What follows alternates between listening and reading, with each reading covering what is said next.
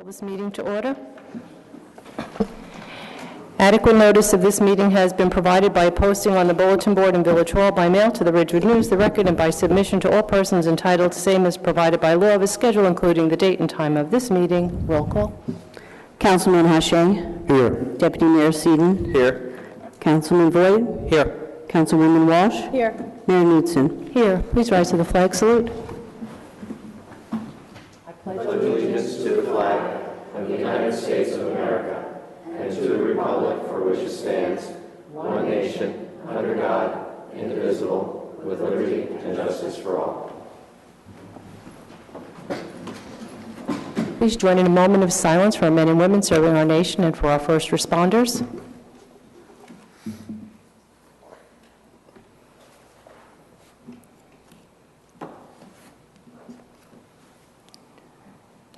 Thank you. We'll start with public comments, not to exceed 3 minutes per person.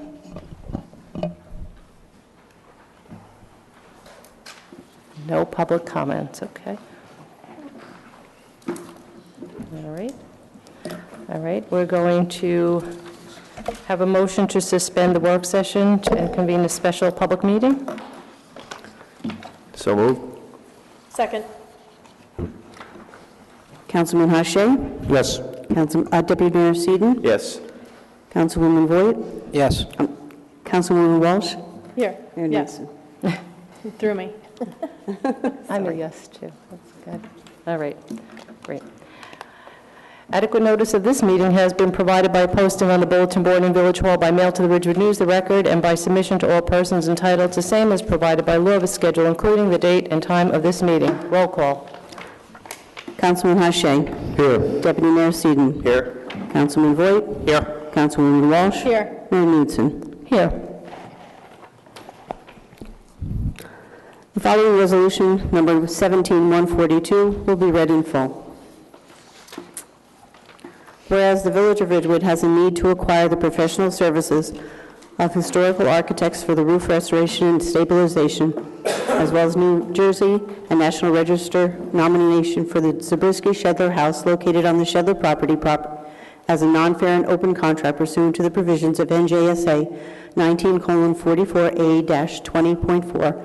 And whereas the Chief Financial Officer has determined and certified in writing the value of the professional service will exceed $17,500, and whereas the anticipated term of this contract is until the end of the project, and whereas Margaret Hickey and Connolly and Hickey Historical Architects, 2 North Union Avenue, Cranford, New Jersey, has submitted a proposal indicating that they will provide the professional services of historical architects for the roof restoration and stabilization, as well as New Jersey and National Register nomination for the Zabriskie-Shedler House located on the Shedler Park property in a total amount not to exceed $50,000. Whereas Connolly and Hickey Historical Architects have submitted business entity disclosure certifications which certify that Margaret Hickey and Connolly and Hickey Historical Associates have not made any reportable contributions to a political or candidate committee in the Village of Ridgewood in the previous 1 year, and that the contract will prohibit Margaret Hickey and Connolly and Hickey Historical Architects from making any reportable contributions through the term of the contract. Now, therefore, be it resolved that the Village Council of the Village of Ridgewood authorizes and directs the Mayor and Village Clerk to enter into and execute a contract with Margaret Hickey and Connolly and Hickey Historical Architects, and then a notice of this action shall be printed once in the Ridgewood News, pursuant to the local public contracts law as set forth in NJSA 40A:11-1 et sec, and be it further resolved that the Chief Financial Officer has certified that funds are available, and be it finally resolved that the business disclosure entity certification and the determination of value be placed on file with this resolution. May I have a vote? So moved. Second. Hache. Yes. Seaton. Yes. Voigt. Is this a vote to approve this? Yeah, I have some concerns. That's why I wanted it read. Is that possible? Yeah. Yeah, okay. So, I'm not against doing this, but my concern is that this might end up being a money pit.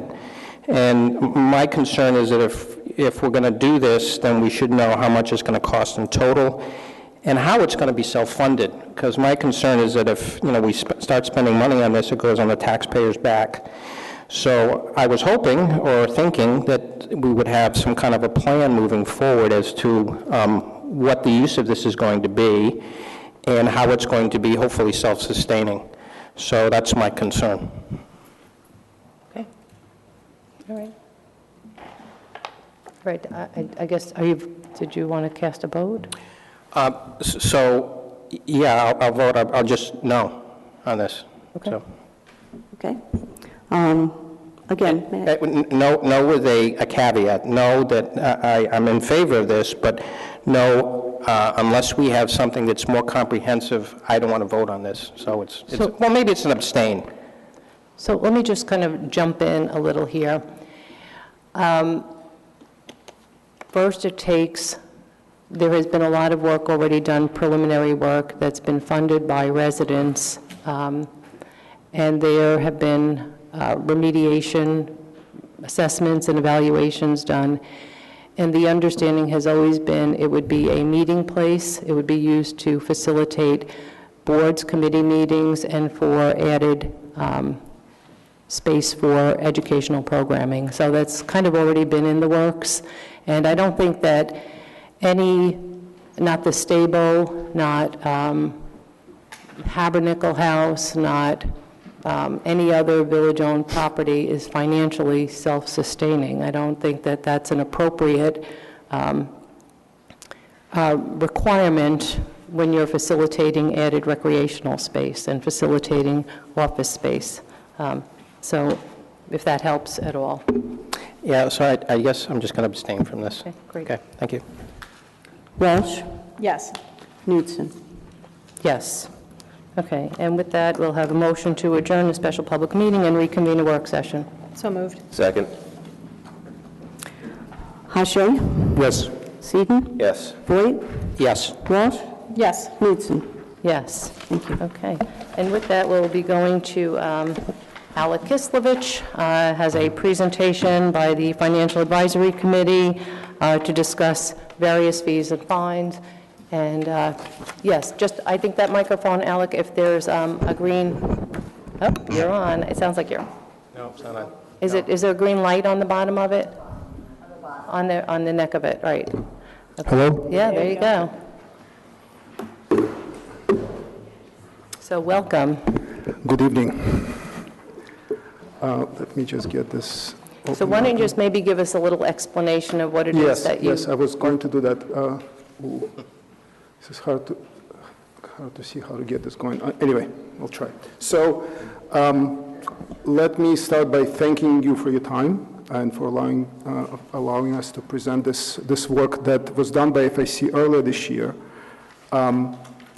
This is not a comprehensive review of the fees. This is more of a sample review that was done at the request of the village management. The work was finished earlier this year, but because of the budget work that was taking place, it's been delayed. So it's pretty up to date. This requires no action or really serious consideration by the village council at this point. What this is meant to be is a context for you guys for the probable fee reviews that will be taking place over the next 12 months across departments, or many departments, right? And so as these reviews take place and the fees come up for discussion, this is a context you'll understand what sort of what genesis behind those reviews. So that's the background, and so let me just jump in, if I may. Okay. So, as I mentioned, the work was done at the request of the village manager. Broadly speaking, there are three observations, right? And we go into detail on each of this, so this is just a summary, right? Which is majority of fees are outdated, and I actually have very high confidence in saying that. There are a lot of fees, and most of them are 10 or more years old. The sample fees that we were able to compare were below those of similar municipalities. And as I said, we go more in detail on this, and it's not meant to be a global statement saying all of our fees are low. No, it's not. It's saying a small sample that we were able to ascertain were below the towns that we chose to compare ourselves against. So we could sort of challenge the assumptions and talk about that a bit more. And the third one, we believe that the village can actually improve its bottom line by eliminating some fees which frankly don't pay for themselves. So it actually costs more to administer those fees that we gather in collecting these fees. And so again, I was asked for an example of that, and as we go through the rest of it, I'll point it out. And then finally, we recommend a process enhancement, which is a more accurate way to say it, because there is a process, it's a bit more ad hoc. We recommend something that's a little more systematic, and hopefully we'll put things on autopilot going forward. So moving on, unless there are any questions. Okay, so this is just to context, that this is the scope of what we did. Chapter 145, I don't know if I actually got to know it really well. It's ginormous. There's nearly 700, but definitely over 600 line items of various fees. Many types of fees that we charge, they're not set by the village, like liquor license fees and so on. So we did not look at those. We simply look at the fees that actually you guys can do something about. So they're within your purview. And so the approach because this is going to come up, why we chose specific categories, the approach we used to pick those categories was as follows. We attempted to pick the larger category, the fees that actually matter to the bottom line when the collections are 50,000 or 30,000 or whatever, right? And then try to break them into smaller chunks. So, because we can't go through 600, so we were trying to select one or two within those meaningful categories that we could actually attempt to tackle. And once we chose those one or two categories, we would go out and try to compare them across different towns. Actually, it's, there's a remarkable lack of uniformity of what different towns charge and what they charge for and how they set their fees. So if we were unable to compare, we would drop the category and move on, right? So it was an iterative process, and that's how we kind of got to where we did. So, so unless there are questions, I'm moving on. No? Oops, I guess I'm not. Moving on. Okay, here we go. All right, I tried to pick it as maroon. It doesn't come across as such. But anyway, so it's a bit complicated chart. So I'll walk in detail. So let's just say, take a leftmost column, right? A restaurant license fee. You see 4 cubes, right? S stands for Summit, R stands for Ridgewood, M stands for Montclair, and B stands for Red Bank, right? So those are competitor towns that were picked because the thought was that they have similar size, the similar socioeconomic makeup, and they're in different counties. So there are 4 towns, 4 counties, right? So that just to the extent we could make them, a little more representative, right? And plus, towns like Summit repeatedly came up. Certainly in the context of FIC, of towns that people compare us to. So anyway, so on restaurant license fee, Ridgewood is number 2, within those 4 towns. So we're the second highest, right? If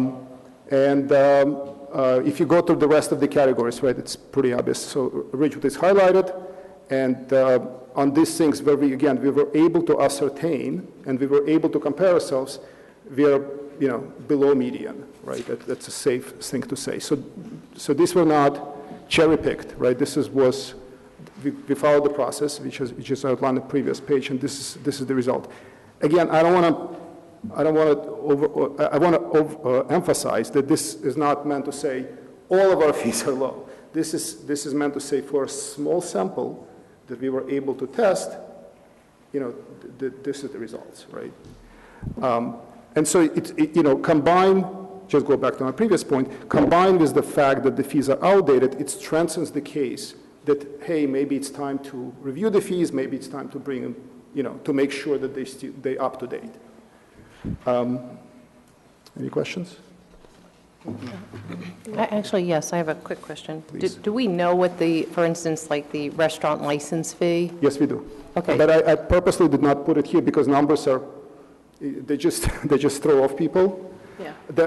I have the numbers, if Okay. you actually need the actual number, I can look it up. I was just kind of looking for an example of one item that, I guess, showed us the difference, the differential from one Yes. to the other. So I thought that might be helpful. It's, in some cases, it's substantial, in some cases, it's less. The restaurant license fee, if my recollection is correct, is actually a range, and it depends on the square footage of the restaurant. So the way I dealt with the range, I just take the average, right? Because you can't compare the range, right? So I took Right. the average of each. And, I think we're up there, but, it's not, I don't know, frankly, if it's a big driver, right? It's like, we're talking about $400 a year or something like that, right? So for, reasonably popular restaurant, it's not, I don't think it's a huge driver, right? Right. It might, all else being equal, it may make him, decide on this town versus another town, but I don't think it's a big deal. The interesting thing was the parking, I guess the overtime parking, which up until November, we were the lowest. We were dead last at $19. And now we are the second to last, or I guess tied at 25. But people charge a lot more. I just know because I happened to pay $19 last year. So I was like, wow. Maybe it's a great thing. Alex, what town was that, where you paid $90? No. 19. Oh, 19, oh, okay. $19. No. Oh, okay, got it. $19. It was Ridgewood. Anyway, that was double park. All right. All right, moving on. So there's some interesting observations, which some are quite interesting, some less so. Again, as I pointed out, in a very decidedly and obviously very small sample, our fees are below those of the other towns. Our fees, as I already said before, are quite outdated. A lot of them are set in the 90s, which I don't, there've been a lot of inflation since 90s. And, and taxes gone up, cost of providing services gone up, fees have sort of remained frozen in the 90s. Again, my suggestion would be increase them, but we should look at them, right, in the context of what it cost us to provide these services. Certain fees are inconsistent, which was the interesting example. So the annual license fee for a farmer's market is $50, and the one-day food vendor is $25. And I actually put the dates when both were set. So, just either one is too high versus the other is too low. So relative to each other, they don't make sense. Okay. Some fees, this is one of my favorite examples. The $5 garage sale fee.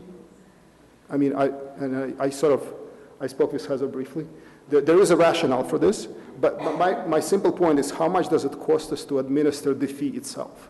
Somebody needs to take it, somebody needs to record it, somebody needs to deposit it, somebody needs to reconcile it, then report it to, even it would take 30 seconds of Bob Rooney at some point to include it in his spreadsheet. So if you take the fully loaded cost of collecting this, it will far exceed the $5. So by simply eliminating the fee, you could just save some money, so,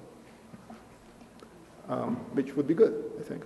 So, but, my understanding, since we're on the topic, that the fee was introduced to prevent people from repeatedly holding garage sales, turning their backyard into the storefront effectively. I don't think $5 does it, by the way, but at least it allows people to, it allows the town to know how often they hold the garage sale, right? So there are ways around it, right? You could, for example, make it for first one free, the second one $25, the third one $100, or something like that when it's still preventing people from abusing the system, so to speak, and yet doesn't require us to collect $5, right? So, so that's an example of that. A bicycle registration fee. Evidently, it was required a few decades ago, 50 cents. You get a sticker. A police officer applies a sticker on your bicycle. Fortunately, it's not enforced. I think that our police officers are well paid, and so it certainly would not be worth their time to apply a 50-cent sticker on the village bicycles. So, and people aren't aware that it exists. So I think the entire chapter 112 is obsolete. It shouldn't be there. But I just stumbled upon it. It's not because I was trying to find, something juicy. But. And finally, the fee schedule is difficult to navigate. I think, well, good news. Everyone's else is. But my fear is that some residents don't know that they're supposed to be paying fees for certain things, and so some fees probably don't get collected, or and so if there is a way to, I don't know, create a database and make it easily searchable, I mean, that would be nice, right? It would be a nice project for some high school senior. So, any questions on this one? No, this page. And so we coming to the last page of this. This is suggested for further steps.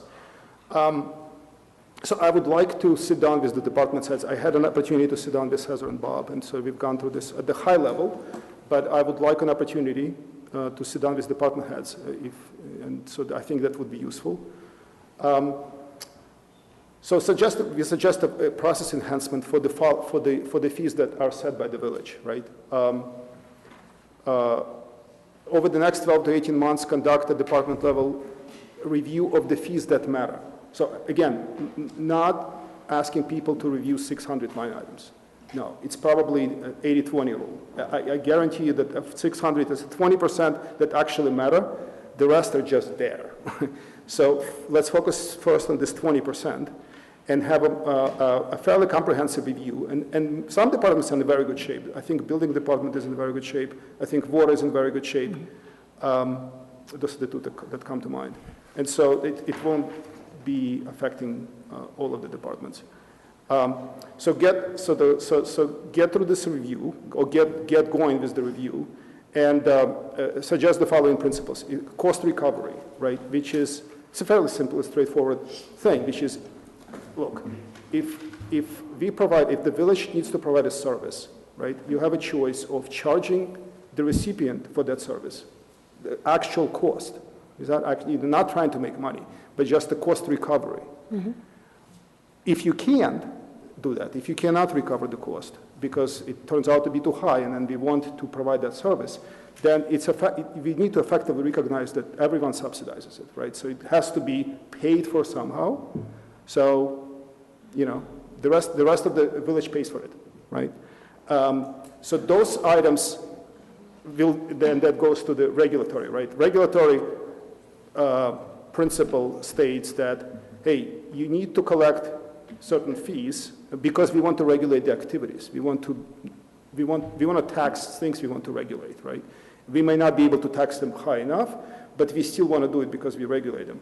And so those hopefully will be few and far between, and then you guys need to have a debate of what these things are so that we're subsidizing them, but we want to do them anyway, right?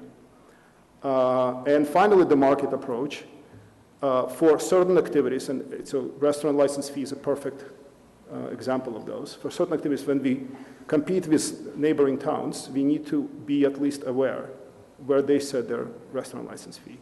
So we don't stick out. We kind of know, right, that people don't go to other towns because ours is too high, or ours is sort of reasonably, positioned vis-a-vis other towns.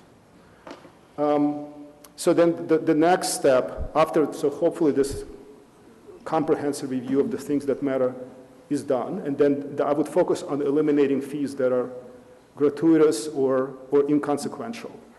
Frankly, I think if you can go from 600 line items to 300, everyone will be thankful, including people who have to enforce it and may not be able to enforce them, so frankly, because it's just too complex, right?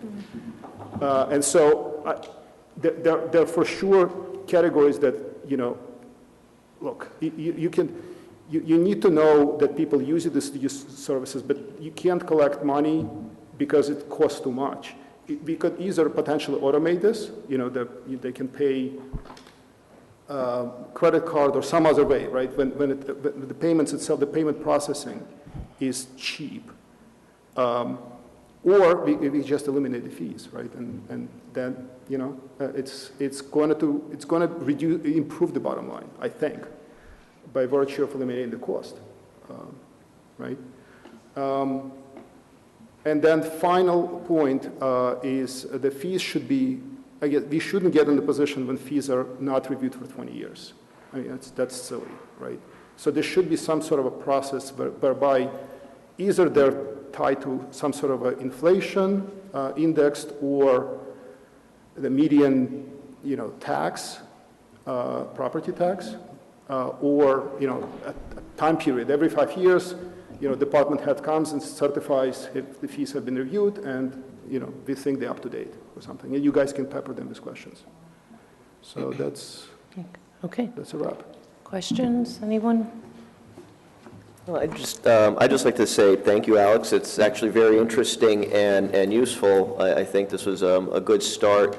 And the only thing I would ask is some of the numbers that you have for some of the things that you did look at. Sure. If you could get them to the rest of the council, then maybe we could kind of get a jump start on looking at this, since you already have them identified. Yeah, we have. And then maybe I'll share the spreadsheet. we could look at them sooner than later while, the rest of the review is going on, and, actually get some of this moving before, everything's done. Yep. So thank you again. Yep. My pleasure. Councilman Walsh? Yeah, thank you. This is great. I know that over the years, we always talk about the fees and which ones are effective, which ones aren't effective, even with the parking tickets and when we had the cafe licenses and the chairs and how people were expanding, and then what's the fine if they do expand or have too many chairs. So it's great that you were able to put this. I think the one thing that kept in my mind is community pass. So some of the fees that maybe are too cumbersome to have village employees handle, I know that community pass is expanding, and maybe we could even connect on, the garage sale is the perfect opportunity to just community pass, because all you're doing is really giving your address. You could pay your fee online. Right. And then I'm sure our IS department could track who's doing garage sales, what the addresses are, and so that would be an easy fix, I think. Right. I remember the whole bike thing when they did, the police department a few years back did something over at Graydon, and people were asking about the stickers, so. Oh, really? Okay. Yeah, I No, remember- I I was remember I that. have 3 bikes, so I'm Yeah. in violation. But the one thing I did notice, and maybe you can give us a little more insight, we are often compared to Summit. And I noticed that, at least on our sheet here, so Summit's above us, we're below Summit. It Yep. seems like we're tracking very closely to Summit. Did you find out at all if they've reviewed the I didn't- fees, or? No, I mean, I think we are below, right? I mean, just based on the chart. And So, except yeah, the we're below parking it, but ticket. we're tracking close to it, so I guess that's But why the we're numbers would be we're not- helpful. Yes, we're pretty close, right? Yeah, Yeah. I mean, one category, what's interesting, the landscaper, and goes back to my point, what towns charge for, landscaper permit fee. This is the permit fee for the Yeah. guys Right, for that the run around sticker. and cut the grass. yeah, So Summit doesn't charge any, right? They don't require registration, they just, there's zero, right? So That's hard to beat. interesting. Yeah, and then I'm not surprised that our restaurant fee is high, because that is probably the most costly thing to the village in terms of traffic and parking, and so I think Probably, our fee but there is I just, I legitimate. don't know, I mean, it would be interesting to ask the restaurant owners whether it actually drives the decision.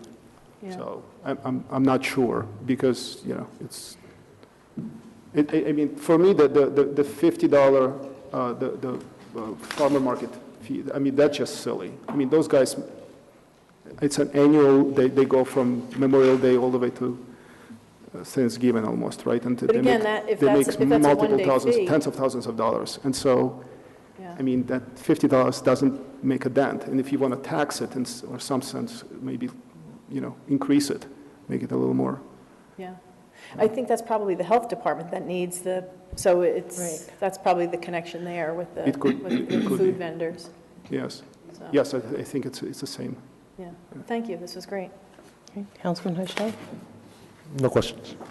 Yeah, so just my thoughts, this is terrific and really appreciate it, Alec, but I just remember, was it 2015 15, we did the whole building department review, and we went through every single line and adjusted every fee. They're up to date. I mean, Yeah, and then also I recall when we did the $19 to $25 on the parking ticket. Right.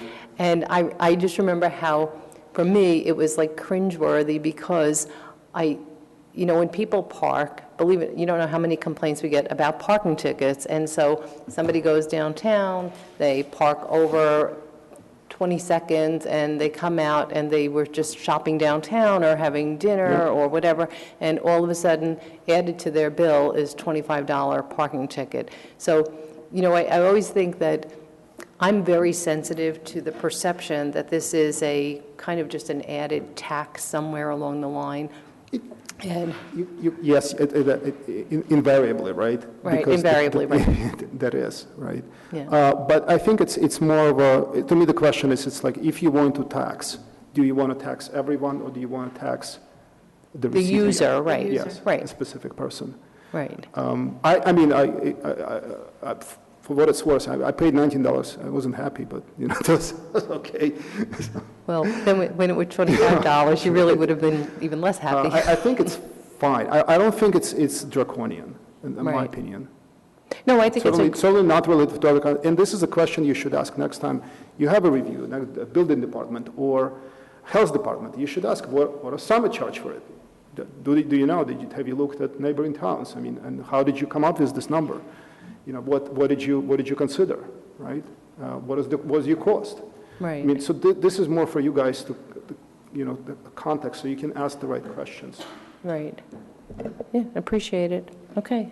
Any other questions? The only other comment I wanted to make is that we will be disseminating these various fees to the departments and having them look at them, see which ones may be outdated or no longer needed, and also seeing which ones could be increased or possibly even more in line with other towns. So we did discuss that at the meeting because Alex was kind enough to share this with both me and Bob Rooney prior to meeting this evening.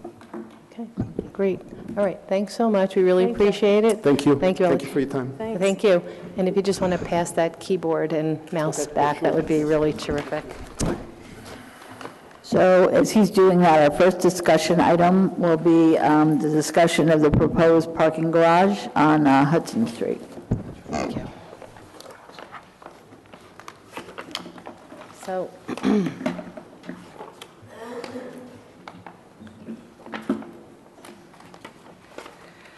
all right, so Pike representatives have done a little additional design work based on input from residents, council members, and they sent to us today, once I figure out which of these it is. Let me see, parking garage, okay. So we just wanted to kind of bring everyone up to speed and show everyone where we are at exactly. I'm just going to try and zoom that. Does that zoom in? Oh, it was too big, sorry. I should have given you the mouse. Okay. Hang on. Do like 50. Okay, good. So here we go. So based on input from residents and council members, what they've done is they've kind of redefined this corner piece, and they raised it up, if everyone might recall, that the last time we saw this garage design, this top corner here, which would be the stairwell and elevator, was not shown as at this height. It was actually shown at the same height as the rest of the building, so they had to raise that up. Additionally, they refined some of these window spaces here to reduce those, and they can be further reduced to the lowest, and Councilman Hushay can jump in at any point if I say this wrong, to reduce the opening as to as small as possible without requiring any automated ventilation system. Also, to bring everyone's eye down to the streetscape, there was this addition of these awnings, which would be permanent awnings, not retractable. So they would be able to sustain any snowfall and weather conditions. And in here, they've added, to kind of incorporate better into the streetscape, and I don't know how well you can see that, but there are flower boxes on these kind of sills, which I guess somebody envisioned adding Boston ivy or ivy to it, so you kind of get that whole greenery thing going on as it grows and clings to the brick. Additionally, there were the arched windows with little slight eyebrows above, and they would incorporate somewhere on here, I think Hudson Street garage. Anyway, so that's where we're at right now. If anybody has any questions, this was also, one of the big changes was to do brick all the way around so that there was some continuity. Also, the brick face would be on the first panel, whatever the length of the panel is on the north wall and the east-facing wall. That would allow, if somebody is driving west on Hudson Street, they wouldn't see just concrete, a concrete wall, and if they were heading south on Broad Street, again, you wouldn't see just a concrete wall on the north side. Okay. Councilman Hache, do you have anything to add? No, I would just add that the vertical accents that you see on the Broad Street side, Here. right there, those are missing from what would be the Hudson Street side, but those will be added in. They just didn't have time to update the design before giving it back to us. But that will look it will look the same on the Hudson Street side as it does on the Broad Street side. And last night, there was Pike also did a presentation at Our Lady of Mount Carmel because they would be the most impacted, closest neighbor to the garage. And I don't know if you want to speak to how that went. Yeah, I think in general, the perception was that it was mostly relief. I think that, it's important to note that we do have parking needs in the village. There were some concerns about the disruption of what the garage could have brought to Mount Carmel. Everyone was very pleased that they were actually gaining on-street parking and not losing any. There was also relief that the structure actually fit within the lot, so they weren't losing any sidewalk space. And that it wasn't impacting the direction of the traffic on Hudson and Passaic streets. So, and just as one other note, I wanted to point out the garage opening. My understanding is right now it's at this easternmost point of the garage, but there's also, and correct me if I'm wrong, an option that was discussed that would allow the opening, the entrance to be on the east-facing wall where the cars would go in on that right-of-way between the garage and the next adjacent building. And that would allow cars to queue up on that right-of-way rather than backing up traffic on Hudson Street. So it was an option we hadn't heard before, and that also would allow the awnings then to be continued down, and you would have a consistent face on the entire side of the structure. Okay, questions? The cost is an increase based on the upgrades? Yeah, so there's no, right now they haven't done any analysis on cost, but as we know, and I'll defer to Councilman Hache because I know there was a discussion about the percentage of cost increase based on this, and there's nothing here that's elaborate, so maybe you want to. I think so the initial discussion was factoring in a construction cost of about $8 million, completing so wrapping the structure basically with the brick face would have added another $560,000. I think, the closest estimate we've gotten so far will put it closer to 9. Okay. Overall. All right. The benefit, even though, it is a, utility kind of look, you could have just go with a very bare bones structure, but we were, I suppose it's right to say, being mindful of the streetscape and the surrounding buildings and how it not only fits on the lot, but fits within that streetscape. So I think that that was an important factor in all of this. And of course, just once again, this would be the Gaetano Federici at just over the top of the doorway, which is presently in storage. Something else that's nice as well with the design is that the windows that are on the Broad Street side, those are actually the stairwells on the front side of the building. There are going to be stairwells diagonal from those on the other side, but same concept, same design. It's open, they're lit. It's a lit stairwell for safety reasons. You know, part of the research that they did was that they realized that, you know, most of the attacks that happen in parking structures usually happen in the dark and closed stairwells. So I remember when this was originally presented, some of the concern coming from members in the audience was the look of the building. And the first presentation, I think I stepped in there for a second and said, well, you know, based on my experience last time, the first presentation won't look anything like the last presentation or what gets built. So I think clearly this is already completely different from what was presented to us last time. And I think we're moving in the right direction with it. So we kind of agreed on the dimensions of it, the size of it, the height, the footprint, the number of spaces, and things like that, things that are relatively not going to change no matter how the building looks. And now we could get a bare bones cost, base cost for a very plain garage, and then, you know, we could see further how much we want to invest and how pretty and attractive we want to make the building. So again, it's I like the approach, and it looks completely different from the last one, and it's like I said, it's moving in the right direction, so it's good. Thank you. That's it? Nope, I got a comment. Oh, go ahead. So, you know, I appreciate that they did the new design. I think that was, when I was looking at it the last time, that was a big concern. How many spaces is it again? How many spaces in this? 240? 240, okay. But, you know, they had promised us some information about other garages that they've done. I mean, I didn't get any of that stuff. I don't know if they sent it. And the other thing that concerned me that I was hoping they'd give us more information on, they had mentioned that the lifespan, if it's not maintained, is only 15 years, and then if maintained is 30. So, I mean, I think we need to get better numbers from them before we really do anything else.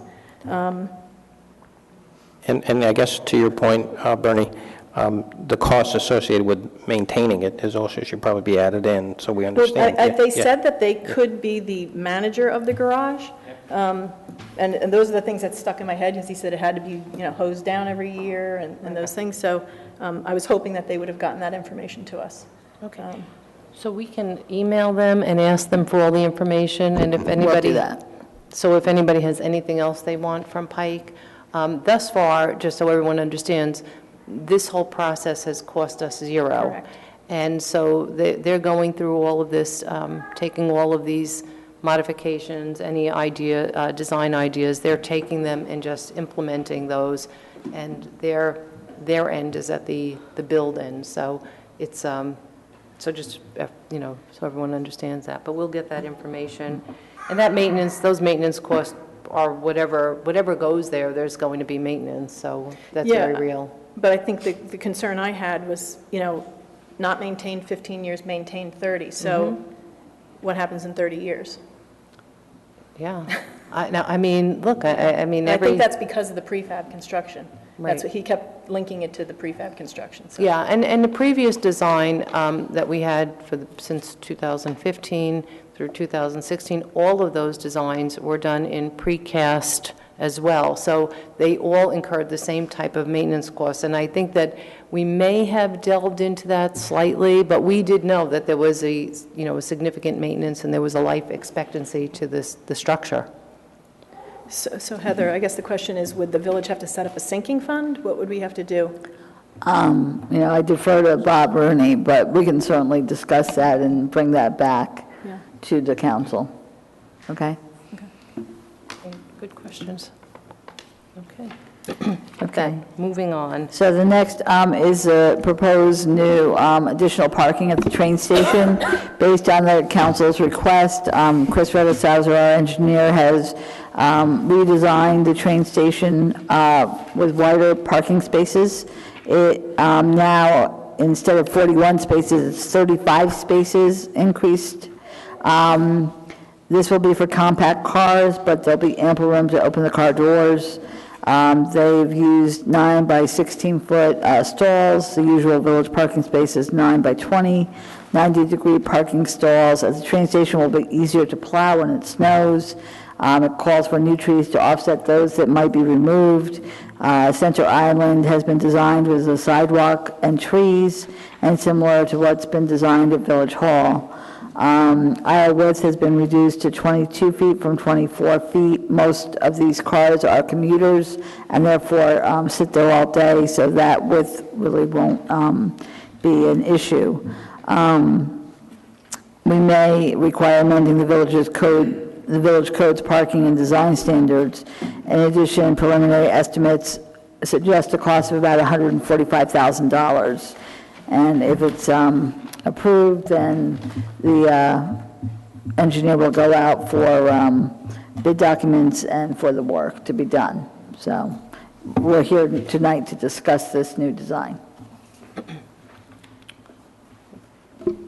Yeah, I have a quick comment. So I park in a parking garage every day, and I actually went out with my tape measure because I park exactly this way. And in my building, in the parking garage, they're 9 foot by 15 feet, and I can park my SUV in them, so. Oh, nice. Interesting. Yeah. Councilman Boyd, did you? Yeah, the questions I have, and I don't know if Chris can answer these or not, is just the maneuverability of cars in this lot, and whether or not we're creating any kind of issues with people getting in and out, since there are perpendicular spaces as opposed to angled. And I'm just curious as to you have any comment on that. Angled spaces are perceived by some people to be easier, but they also have greater problems in backing out. That's oftentimes a problem with angled parking. We see it in Chestnut Street at times. We see it on Oak Street at times, where both streets have one side that has angled parking. The lanes are 22 feet instead of 24 feet. That is the dimension. 24 feet is the dimension we usually have for two-way circulation. Here you basically have a one-way circulation. You're driving in, looping around, either dropping off a spouse or a loved one at the train station and leaving, or picking somebody up or parking. So 22 feet would be an ample lane width. Okay. And Chris, not to doubt how well this looks, I'm just curious as to whether or not we want to pass it by a expert who does this kind of stuff. Just a thought before we go ahead and move forward with it. Some kind of a, kind of a surface lot expert that says this is reasonable to do, or it's, we might want to think about something else. To me, to my eyes, it's a very straightforward parking lot. If the council wants to go forward with it, we would prepare final design drawings. We would contact State Historic Preservation Office because the train station is an identified site. We would vet what we propose with them, and they may have some input. And we'd have to certainly take that into consideration. Do you think they'll have a problem with kind of reconfiguring kind of the island, the kind of the pocket parking? I don't believe so, because it was already done when we did the train station ADA accessible high-level platform project with Transit, where Transit did the project. Right. That was done, or was finished, I think, about maybe 6 years ago. Okay, thank you. So just on a couple of notes, I just wanted to, I know there was some concern about the historic components, and so for anyone who's interested, I did pull up from the Registry for National Digital Asset Management. We have the historic Spanish Mission style train station, all the documents. It makes mention of the green space, but does not make mention of specifically the green area as the actual historic piece is the physical structure and that particular vernacular. So That's available for anyone who would like it. I'm happy to send it. And then we have, let me just see, where is the other one? Oh. So this is the New Jersey documentation on the historic piece. And it really gives a tremendous amount of detail. So if anyone is concerned at all that there is, I'm sorry? You can post them on the website. Yeah, we can post these. I'll just shoot them over to Heather, and they're available. And as I said, it makes mention of the green space to the east of the platform and some space, but the only mention of Garber Square specifically is that that's the location of the train station, the actual platform. So it's very clear that it's the physical structure. Okay. So thank you. This is looking really great, and I calculated it. What did I have on there? It was let's just see, where was that again? So is that 4,143 That was my math, so- additional space per Yeah, gain? per space. I think that's not our math. As the mayor correctly said, that's her calculation. We estimated 145,000. Again, that's an estimate. We'll find out, once we bid it out, what the actual costs would be. And that includes the landscaping and everything? That would include trees. Right.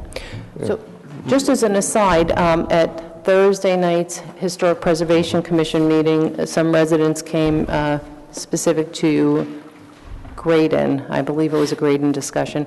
And Art Rubel, Joe Saplicki, some other folks were there. And the discussion came up about the train station and this particular project. And the general sense was, as long as the landscaping is consistent, it appeared to be okay. And so there was kind of a little bit of a blessing, but I would put it on that agenda anyway. Yeah, in the current island, I was up there the other day, we counted 4 like linden trees. They're about 3-4 inches in diameter at breast height DBH. There's 2 larger pin oak trees, one that's pretty well broken up. Those pin oaks are all in the 24-inch diameter category. The smaller trees may be replantable because they haven't been in the ground, or they've been in the ground maybe 5-6 years. So they might be replantable. We'll have to see if we can do that. Great. Any other questions? Yeah, I do have one more question, Chris. So as it relates to the sizes of the cars that would go in there, is there going to be some kind of sign that says, you know, if your car is X big, don't park here, kind of thing? Or, I mean, how is that going to work? Well, from the last council meeting, we increased the stall dimension in the center island from 8 to 9 feet at the council's request. Yep. 9 feet is already the standard width of a village parking space. Okay. If we need wider than that, somebody's really needs a lot of help parking.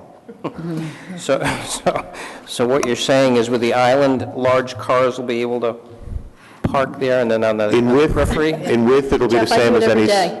I do it every day, exactly like this, in my SUV. But you're a good driver. That's true. To Councilman Walsh's point, you have to actually be able to drive. That always helps. That's all I can say. So it's only designated compact because of the length, because of how short it is. Is that It right? is 16 feet, so if you were to drive, like some of our village vehicles, which are a crew cab, extended cab pickup, those might be a little on the longer side. But as I had mentioned in earlier testimony, most of the vehicles we see parking up there are quite short. As Heather said, we may put an ordinance in that says in those center spaces, only smaller cars fit. I'm not going to say compact, because we've already gone to a wider space dimension to accommodate more of the vehicles that could use that. So As from an Councilman enforcement Walsh said. standpoint, then, are we going to look for cars that are just too long for the stall? There might be like an extended Suburban. As I said, a full-size Ford pickup with an extended cab and an 8-foot bed, that pushes around 20 feet. Yeah, I mean, I think some signage is really just appropriate because, I mean, which car are you driving? Which SUV? A silver one. Oh, I'm sorry, I didn't mean to ask.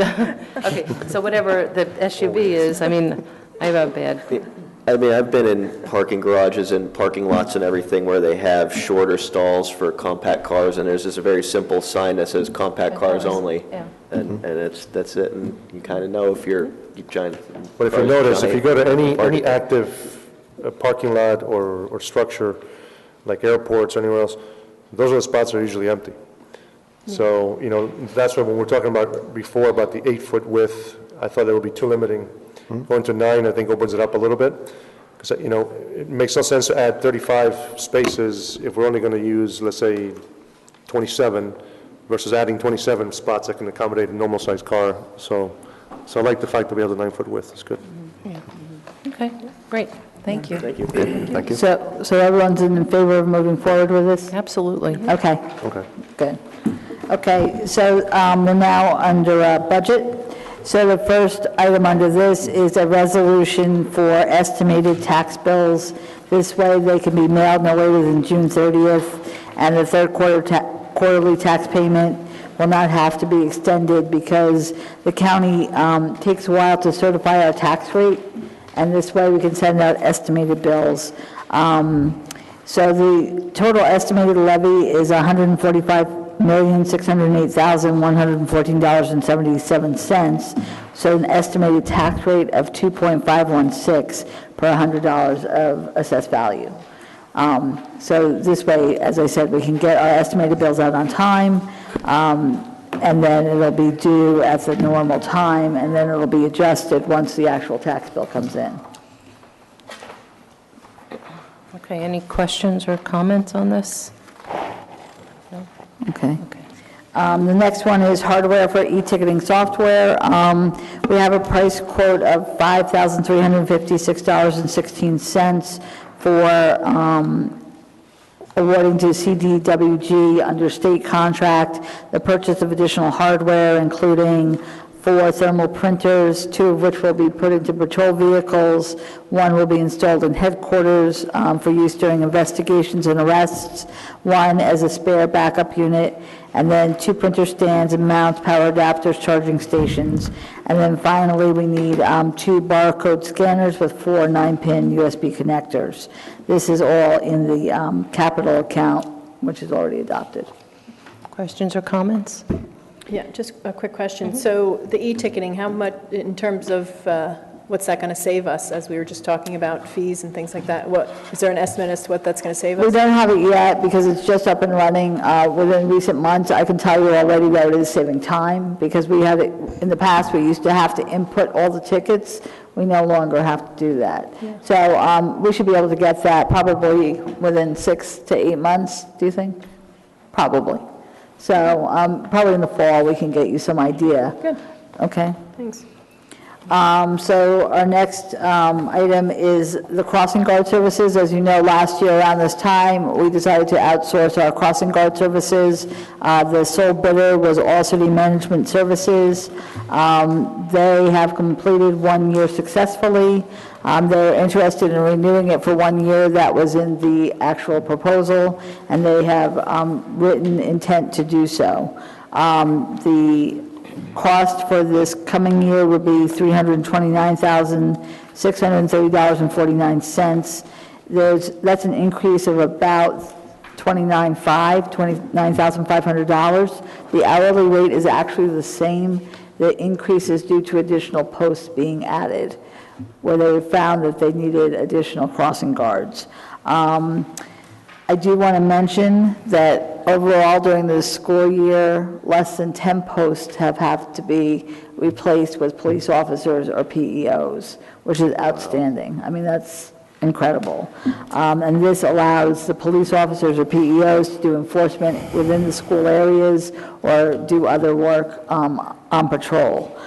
So the police department and our village engineer are both recommending the renewal of this contract. So any questions or comments? Go ahead. My only question would be, can the chief or the police department supply us with a report showing the savings? Yeah, we can get that. Because that was the big It wasn't necessarily a cost savings, remember? It was that we wouldn't have to assign police officers to do other work other than their patrol work or their enforcement work outside of doing crossing guard duties. But I'm sure they could still show us reporting that, you know. We can get something, Okay, definitely. thanks. Well, Heather, what was the number the year before when, I guess, the police For the department, police, would they had the, I think it was really it was high, very high. several hundred, wasn't it? Yeah, it was very high.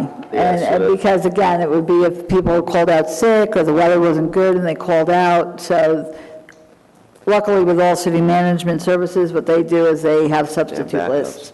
So they grab their substitute, the substitute goes in and replaces the crossing guard who's absent, and so it's a seamless process, really.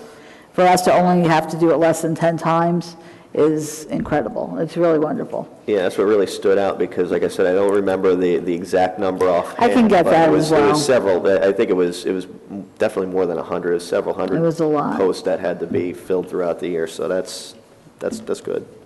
Okay. Yeah, and I just wanted to point out that that was really impacted even police response time, and it was a big problem. And so this has really become Right. even that much more important. Okay. So everyone's in favor of going forward with another year? Yep. Yep. Okay.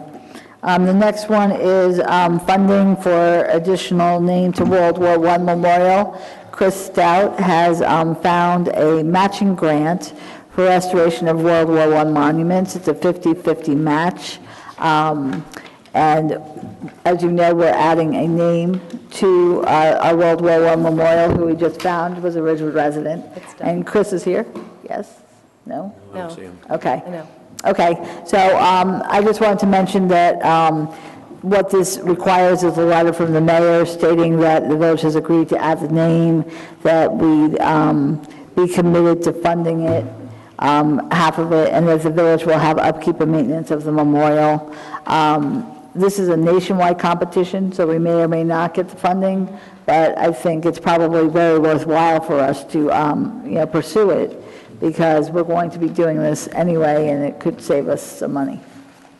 Yeah, so, and I just wanted to point out that anybody can look at the monitor and see that that has already been completed. So Mr. Wendell's is appropriately on the, been installed on the plaque. And this was really a lot of work by Chris Stout, Peggy Norris, Joe Saplicki, Suzanne Ferry from the company that does the plaque work, Heather and Bob, and most importantly, Stanley Kober, who was doing the research and basically discovered this lost soldier. So, all good. Moving on. So the next one is under policy, and it's boards and committee for structures and bylaws. Okay, so I know everybody has had submitted whatever materials they had for their bylaws, committee members, scheduled meeting dates, and so I don't know how far everyone got into it. I made a spreadsheet just to better understand what we're still missing. And I know we said that we would adopt the bylaws by resolution. So the two that I went through thus far were the Central Business District Advisory Committee, and Councilman Hushay has provided us with the bylaws, which appear to be consistent with the resolution. We have the date, time, scheduling of their meetings, and the appropriate resolution number forming, and also Community Access Network. Inez Bunza was also good enough to get her bylaws in. They're really just very straightforward. They're perfect. And those dates for that meeting are already up on the village website. So those are the first two. I don't know if anyone else has reviewed any materials and if they're ready to suggest that any others are adopted by resolution, but I would certainly suggest that the Central Business District Advisory Committee and Access Network be adopted by resolution at the next meeting. Unless anybody has any questions or hesitations on those. So I would just make the comment that I think we should either post them either in draft form so that residents can read them, so that when we actually vote on it, it'll have been reviewed by the... Sure, we can do that. residents, yeah. But then they'll be posted I mean, I envision that the website would be all updated, and I could just give this to Heather, because I laid everything out when everybody meets, the first Thursday, third Thursday, third Wednesday. It's like a little puzzle, and where everyone meets and what time, who their chair people are. Most everybody got in the list of members, and so it's like we're moving along, and I think it's a much better outcome to have bylaws and understand when they meet and if other people want to kind of join in and participate. So, I mean, does anybody have any other bylaws they reviewed they're ready to say we should adopt by resolution? I might have shade tree by the time we're ready to move on a resolution. Okay, we would just need them by next Wednesday so that it could go to the June 7th work session, because anything, you know, from this work session on June 7th will go to the June 14th public meeting. Right. Yeah, I've gotten drafts out to two of my committees. I haven't done anything yet with the green team, because right now we're up against a June 5th, I believe, first deadline to submit for our next certification for a silver level in Sustainable Jersey. Do it. So we're really wrapped up in that right now, and then after that, we'll have time to move on. Yeah, and Doesn't the green team follow like a federal standard, so you don't even really have to? I guess it's a state administered program, but I guess you could, you know, I haven't found any specific bylaws for any kind of suggestions that they might have or anything on the state website. Yeah. So I've figured, you know, maybe you could just do something similar to some of the other committees that we're doing and make them like Ridgewood specific or anything. But if I do find that, I'll give it another look. If I do find some sort of template or bylaws that's suggested for green teams, I'll happily submit that along with Shade Tree and get that done and out of the way instead of go back and write them all up myself. Yeah, good. Yeah, and it's kind of similar because like the Board of Adjustment, Planning Board, HPC, they're all found under Municipal Land Use Law in Chapter 190. And then I see that Open Space Committee is actually under Chapter 55, and that's guided by an ordinance, so it's a little bit different. So that's how I noted those, and I guess that's what we would post, because that's already exists. It's already in the code book, right? Right, it's in the code book, right. Okay, all right, so probably we'll have 3, and then I can just give all this information. Sure, that would be and great. that could be updated. Oh, great, okay. Okay, the next item, this is exciting. The women gardeners of Ridgewood, this is under operations, have made an official request to both the Parks and Recreation Department as well as the PRC Board, and they would like permission to utilize one of the empty spaces at the gatehouse at Tabernacle Park. What they would like to do is to renovate one of the vacant rooms, and they would put in new carpeting, a table, chairs, a bookshelf. This would house all the historical items and informational periodicals pertaining to the women gardeners of Ridgewood. These printed materials, along with the knowledge and experience these women possess, would certainly be a valuable resource to our residents. The women gardeners are going to pay for these renovations to that room, and the new space would be open to the public once or twice a month. And then it would serve as a place to work on a group project or prepare a garden design or complete research on gardening or learn about nature, plant science. They will be there to give advice during that time that it is open to the public. So if you're having a problem with or an issue with one of your plantings, or if you want suggestions as to certain plantings, they are a wealth of knowledge. As you may know, the women gardeners have redesigned and currently maintain all the formal gardens at the Ridgewood Library, the Stable, Memorial Park at Van Ness Square, and the Arboretum at Tabernacle Park. They also partner in offering the Green Kids Program and the Holiday Wreath Workshop for children. They're active participants in decorating the parks and also the train station during the holidays. They will obtain a certificate of liability insurance if this is approved by the council, which I think we should do by resolution. And both the professional staff and the PRC board are in agreement this new resource is great value to the residents of Ridgewood, and they are hopeful you will approve it. Tonight, you did get a picture of the empty room that they're looking to renovate, and I think it's a wonderful offer from a very talented group in the village. So comments or questions? Yeah, they actually had come before the PRC with this proposal And I thought it was amazing. I think it's also a great opportunity for us to expand the use and access of Haber Nickel to serve the broader community. I think it's a great idea. The resources that they have at their disposal, I think, are wonderful. So I definitely support this. So I actually have a couple of questions, because I'm a little bit concerned.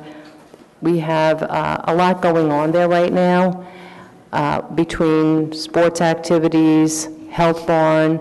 There's a tremendous amount of traffic, a lot of, yeah, come on, you can come on up. There's a tremendous amount of traffic. There's a lot of parking on street. There's Hillcrest, and the neighbors, some are feeling somewhat overwhelmed. And so I would be interested really in knowing, when you say it's going to be for public use, and I love the women gardeners. I'm not a gardener myself, so I'm always amazed at anyone that can plant and grow. And we discussed this. You can just grab Could you come up to the podium? and go to the lectern and just, yeah. Thanks. We had And give your name, please. discussed that issue. Give your and name. Lisa Betancourt, I'm the co-president of the Women Gardeners. The idea of opening it up is just because we do have such a treasure trove of resource materials. And it was Stacy's, Antine's idea, to use the upstairs, and she showed us the room, which was empty. It's not an idea to overwhelm Nickel at all. In fact, we would be doing it maybe like even one afternoon a month, from say like from 12 to 3 or something. It would not be open during a time when the sports fields would be busy, so that the parking and the traffic, it would not be open on a weekend. So, and it's more so just something positive for the community, that, we're here, we have a lot of our members are retired and they can't actually work in the garden anymore, but they're so knowledgeable and they have so much. And plus, again, we have no place to put all of our reference materials, all our history. We've been a group since 1925. So much has been lost through damp basements. We'd like some place to put all of this wonderful treasure trove. We would be responsible for, making the room, as you see from the picture. It's kind of ugly. But we would be happy to take on that, financial responsibility. We're covered on a $2 million policy through the Garden Club in New Jersey.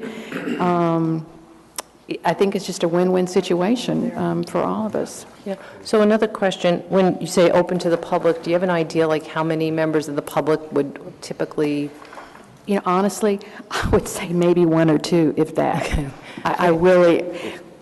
All right, I figured as much. Yeah, The next we question- don't think that's going to be like, oh my God, they're going to be, wanting to rush in. But it would be nice if somebody moved in and they wanted to have an idea of what, I'm from Texas. I would have no idea when I moved here. Is that really a Texas thing going on? What you plant here? It's one of those things and about deer.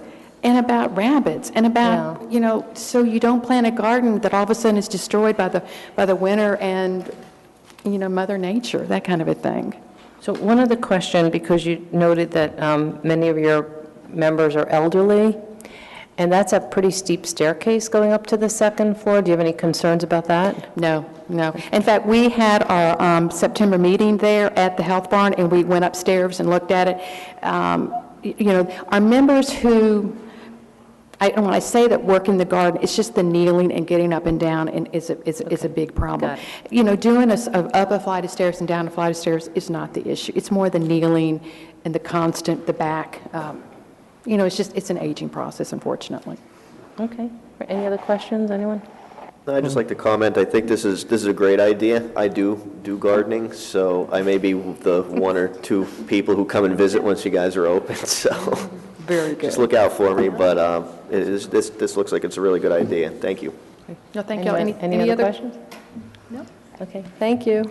Okay, so we'll have a resolution at our June 14th meeting to approve it, and then as soon as we get the insurance, you can set up, those dates, and we'll put them on our website so people are aware. Okay, thank you. Okay. Thanks, Lisa.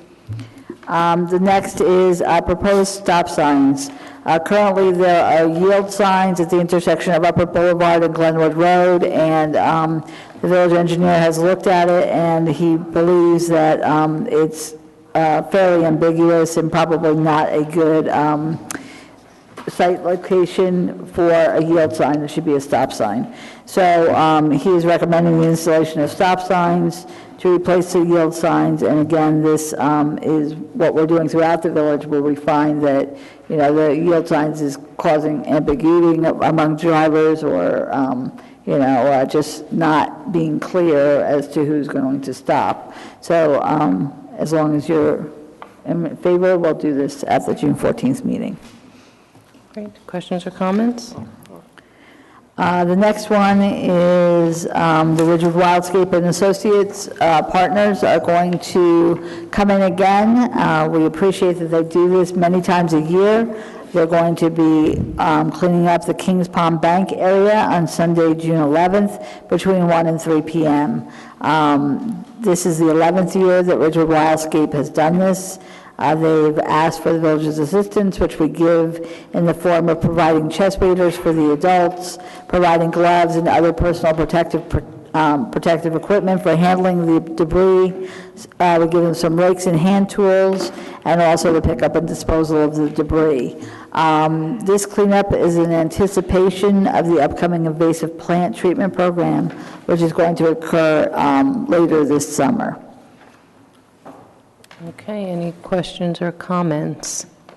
So I just wanted to say, a couple of weeks ago, Wildscape was over there with the Rotary AM Club. I was there, and they started to clean up there, and it was just amazing, the before and after. So they do incredible work, and we appreciate that. Okay, moving on. Okay, the next is the renewal of intent to participate in the community development block grant programs. These have to be renewed every 3 years, and we have to adopt 2 resolutions. One is to continue in the program, and the other is to execute the agreement. There is a very short time frame. We just actually received the letter late last week, but the deadline is June 12th, which is before our June 14th meeting. So what we'll do is we'll have a special public meeting on June 7th at our work session to adopt these 2 resolutions.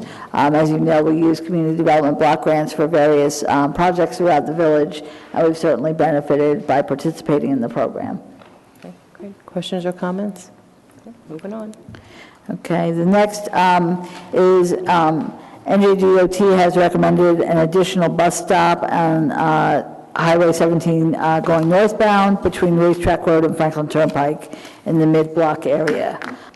They would like an adopted resolution of concurrence, and then they'll be able to put it into their inventory database. So they would put a shelter there too, presumably? Did we discuss that? Chris, do you want to come up? I forget which our favorite was. I don't know if it was the Paramus or the IKEA. I think it was the IKEA. I think it's the IKEA, but I think we should get a Ridgewood design going. Yeah, the DOT is looking at another bus stop, or transit is, because the DOT inspector was in our offices today, and he's going to provide the exact measurements, and then we would probably codify it in an ordinance in the village code. So I'm waiting for his information. I got to get back to him. The location for the shelter you mentioned, Mayor, would be right at the pedestrian bridge Right. on the northbound side. Okay, great.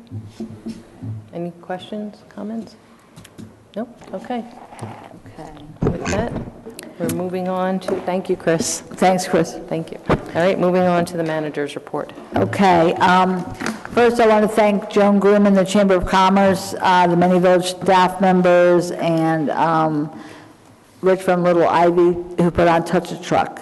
That was held last Thursday. It was a beautiful day. This free event in this central business district is enjoyed by so many with young children. They get to get up close, they get to get on the trucks, they get to honk the horns, and, put on the sirens. And this is a Please Touch event, and it requires extra effort, and we all appreciate all the hard work that went into it. You know, you couldn't have ordered a better day. It was really nice. I want to bring your attention to the large postcard that most of you have received in the mail. It says summer vacation begins at home. It lists all the programs at Graydon Pool. and there's something for everyone. There's swimming and diving instruction, a competitive swim team, stand-up paddleboard, yoga on the beach, kayaking introduction, story time under the pavilion, movies on the beach, live monthly concerts, and more. The Graydon Pool season membership badges are available for purchase online through Community Pass and can be accessed by clicking the picture of Graydon Pool on the village website on the home page. The Graydon Pool office was open the last 2 Saturdays for walk-in badge sales. The total number of badges sold to date is 991 resident badges and 61 non-resident badges. Compared to last year, these numbers are almost double. And it's possibly due to the fact that we did have that early bird special for the month of April, so it looks like it's working very well. I do want to remind everyone that Graydon Pool season begins Saturday, June 3rd, and Graydon will be open from 10 a.m. to 7:30 p.m. that day. The mayor and I, on Monday evening, attended the Team Leads Public Forum on Poverty in Bergen County. I have to say, these Ridgewood High School students have worked on this project during their time in Team Leads, and it ran from October through this time. They looked at Ridgewood, they looked at other towns in Bergen County, and it was quite an interesting forum. Their information, some of it was surprising, the number of families who are below the poverty level here in Ridgewood who qualify for school lunches, things like that. And so, poverty isn't only in what you normally think of as inner cities and things like that. It's also here in Ridgewood. They have some information I know that they're going to give to the mayor for her Facebook page to get out information to those who may need it, who may need services. And so I think that'll all be beneficial. The next thing is Bergen County Historic Preservation public hearings. They had scheduled a public hearing earlier this month, and it had to be rescheduled. The new date is June 22nd at 6 p.m. at 1 Bergen County Plaza in the Freeholders meeting room. This, in this presentation, is Ridgewood's request to restore and stabilize the Zabriskie-Shedler House, Phase 1. There's an opportunity for public comment at this meeting, so residents are encouraged to attend and voice their support. The Ridgewood Guild starts its annual Music in the Night program this Friday, providing various types of music throughout the Central Business District. The program continues on Fridays to September 1st. The Cashel Memorial Shell begins their 59th season on June 1st at 8 p.m. The first program, as always, is Tunes in June, which is the Ridgewood High School Band. The program on June 6th is Sophia Swanson's Girl Scout Gold Award entitled Ridgewood Art Beat 2017. It's going to feature a cappella, rock, and blues student performers. We hope that there is a great turnout by high school students as well as adults for this new event. These programs will continue on Tuesdays and Thursdays through early August. Memorial Day is this Monday, May 29th. Village Hall and the Lester Stable is closed. There will be no sanitation or recycling pickup on that day, and the recycling center will be open on Saturday, May 27th from 9 to 3. There will be a Memorial Day service at Memorial Park at Van Ness Square on Monday, May 29th at 11 a.m. And the 42nd Fred D'Elia Ridgewood Run will also be held on Monday, May 29th. It's organized by the North Jersey Masters and has races for all ages and abilities. That's it. Okay, great. Councilman Voigt? Thank you, Mayor. So we've had several committee meetings recently. The first one was the FAC. I'm working as kind of a representative for the FAC with the village on emergency EMS services, and we've kind of looked at the structure as it relates to what we get back, actually what we charge insurers, and there's an opportunity for us to, I think, raise the rates significantly, most especially on the private payer side. I think we're charging right now $550. And we could probably increase that rate to well over $800 a ride, and still be, within reason from the other municipalities around this area. There's other things that we can probably charge for that we're not charging for currently, and that includes oxygen.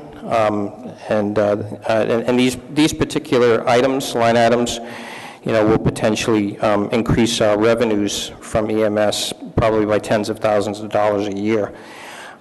We also have a contract with Valley for their services, which is kind of out of date, and it's a yearly renewal, but the rates that we receive from them for their working with us are extremely low. And so we plan on either renegotiating the contract or even canceling it at the end of this year. We have collections from out-of-town residents that we haven't collected on. There's outstanding bills for about $70,000 in outstanding receivables.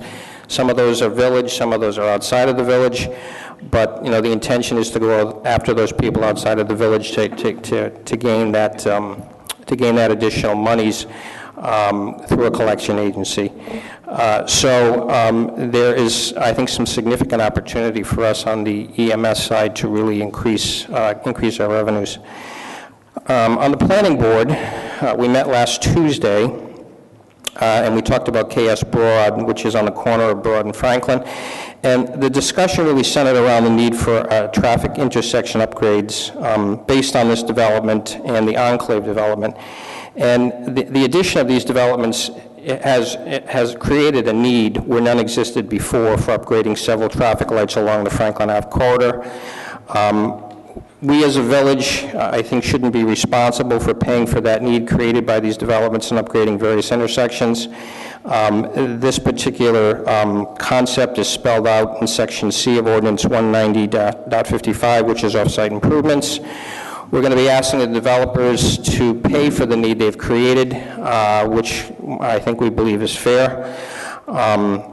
There is a final summation for the KS Broad development, which is for June 26th. It's a special meeting, and I think it'll be on the calendar, is that right? Another one that's coming up is the Dayton final summation, which is June 20th, 2017, and then the enclave is July 18th, 2017. And my understanding is these will be on TV, is that correct? We don't have confirmation yet, but we are Okay. trying to do so, Good. yes. Great, thank you. Open space meeting, we've finalized the survey that came in from the residents. I think we presented it last night to Parks and Rec. I'd like to thank Jim Bostler for putting all his work into this and actually putting together the whole survey. He did a really nice job. Jim's one of the members of the Open Space Committee. We have a scheduled June 28th open space presentation on the findings from that particular survey. And then we'll also be generating a report for the purposes of updating the master plan. The Library Board of Trustees met last night. There's an upcoming Ridgewood Library Foundation fundraising event on October 21st. It's called Caddy Stacks. It's a takeoff on Caddy Shack.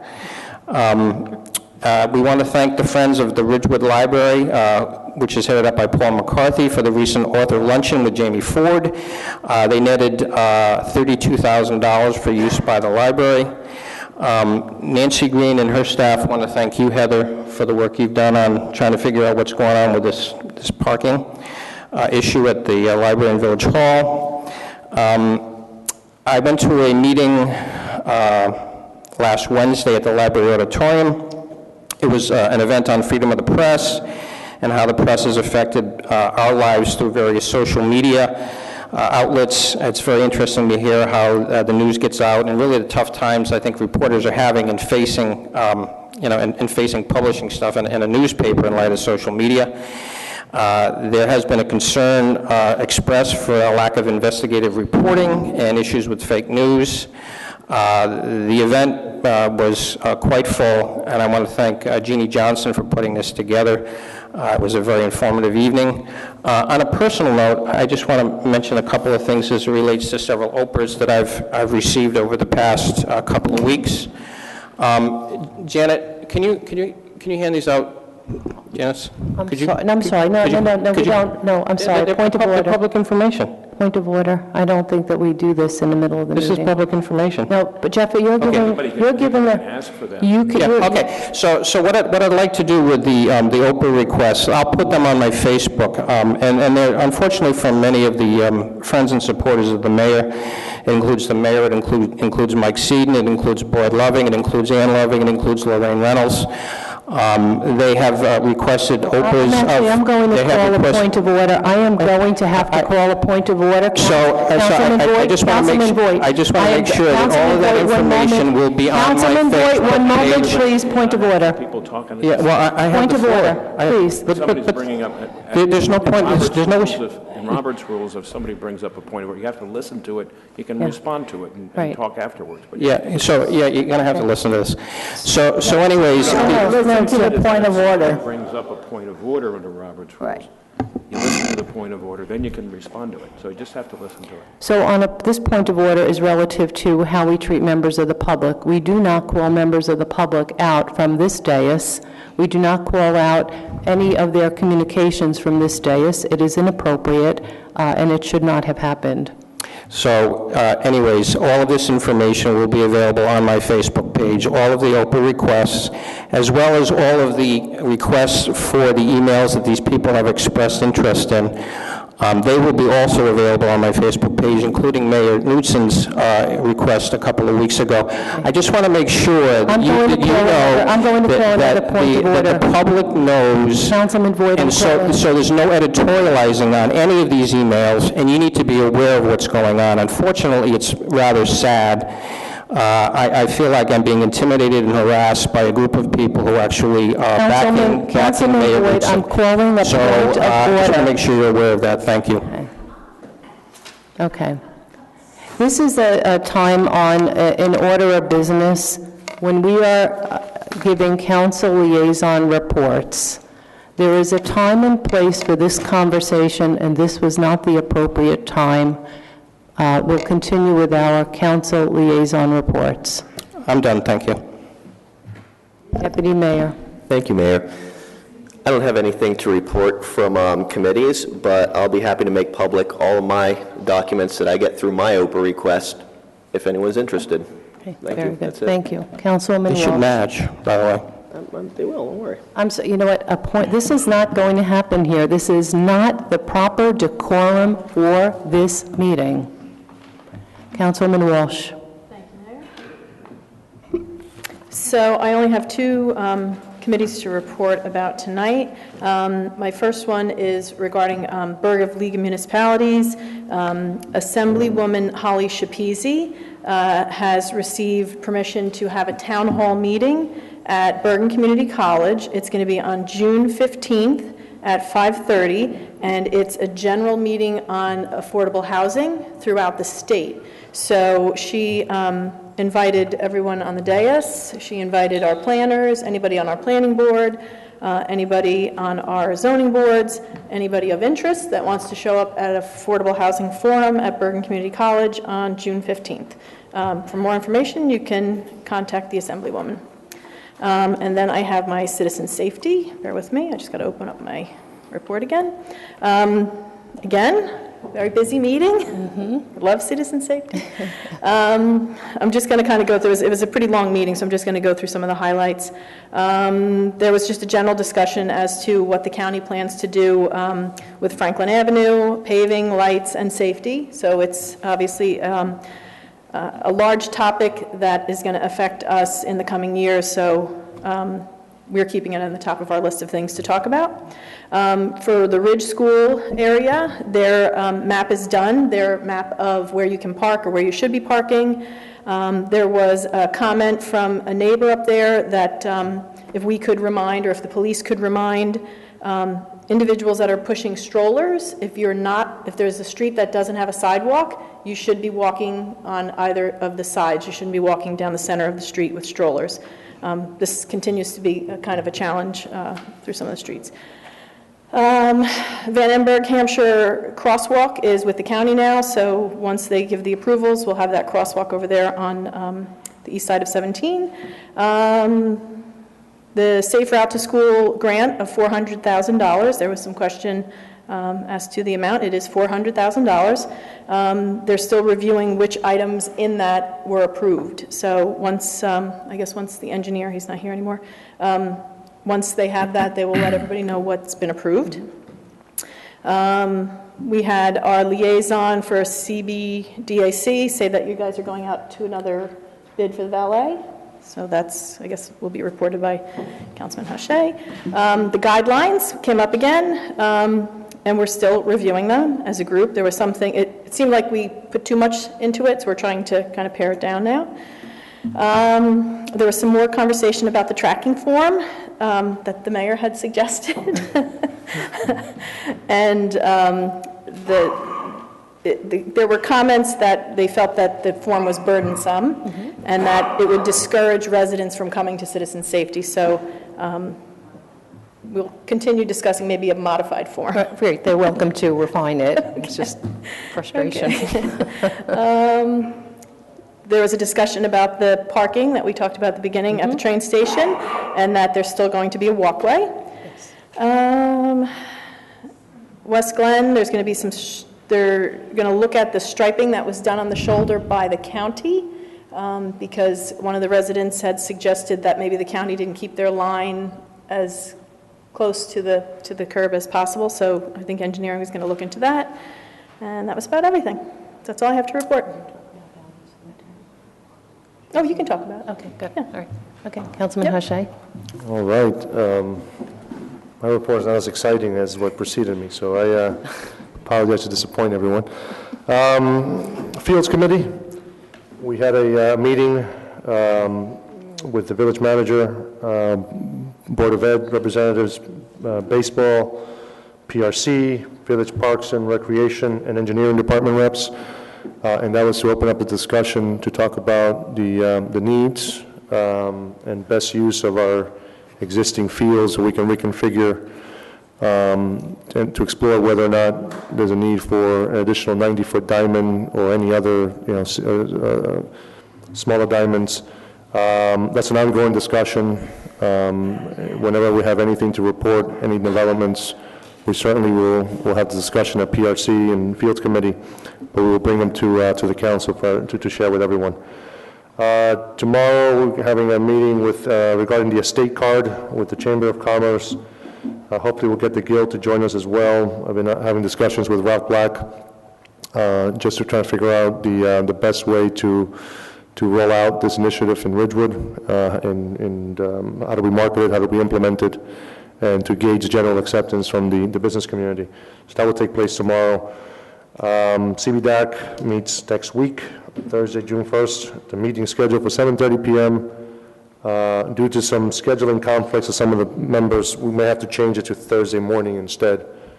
So we'll see. But yeah, but part of the discussion, as Councilwoman Walsh pointed out, would be regarding the Central Valet RFP, which has come back. We had to rework it a little bit, just to make it work with some of the constraints that you have from valet operators, and also with what we're trying to accomplish, and coming up with a nice blend of having access to existing parking facilities in town that we can use at the peak evening hours. So once we figure it out, once we have any hits come back on the RFP, we'll have something to talk about. But right now, we're just waiting, crossing our fingers that we can get this done in time for the wonderful summer season in the downtown. Thank you. So I have just a couple of items. Going back to Planning Board just for a moment, during the testimony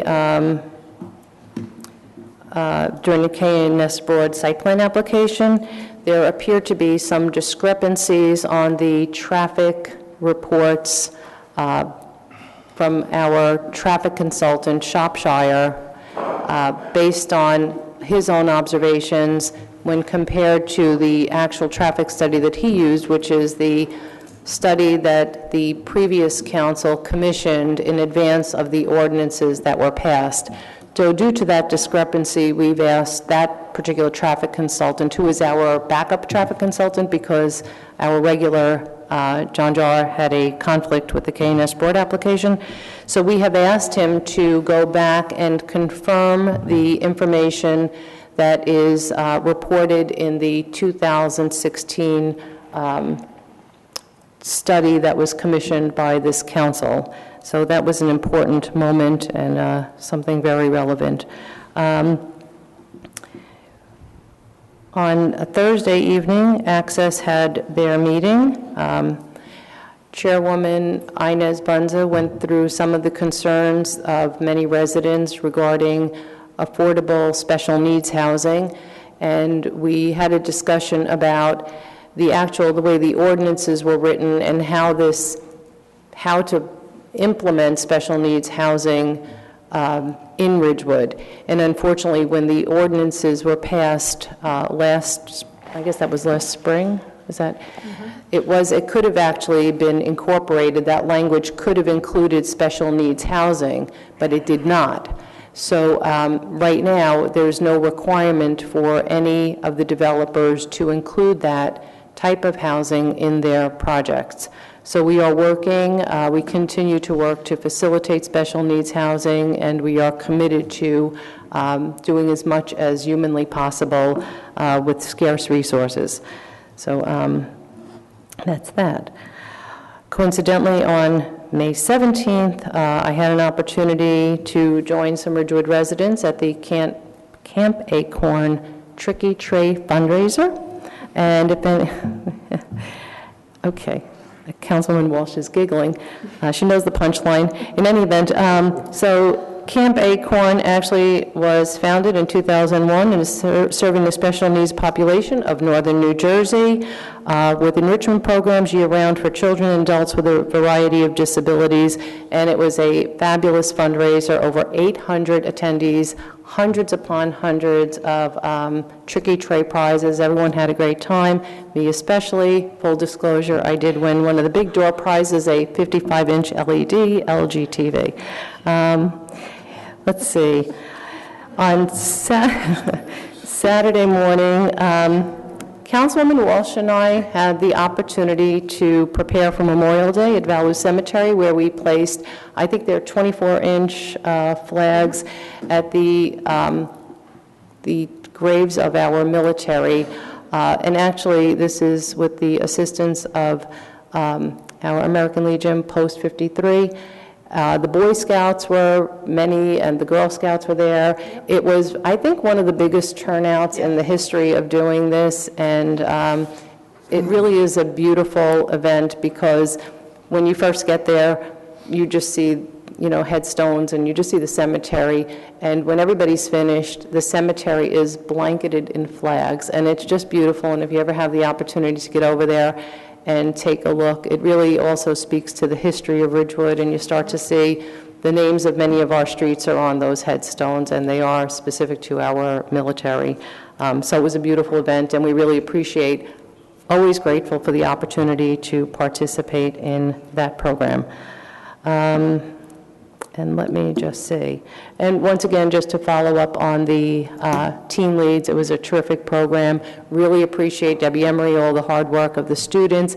I think we're going to try to bring them here in a June meeting, at our June meeting, so they can do their presentation for the public, because it speaks to poverty in the state of New Jersey, poverty in Bergen County, and poverty in the village of Ridgewood.